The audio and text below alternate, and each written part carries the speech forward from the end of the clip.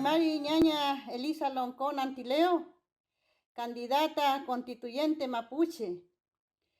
Ñaña, con toda mi fuerza y orgullosa de que una mujer o muchas mujeres vayan en esta candidatura de constituyente, y yo estoy con ustedes, yo estoy con esta fuerza para apoyar Ñaña en esta cualquier cosa. Ya, feliz Ñaña, veo mañana que me hable ayman. Y cheta quiñel katun mutanen tuain, ta que me amo ayman tat fachidumo.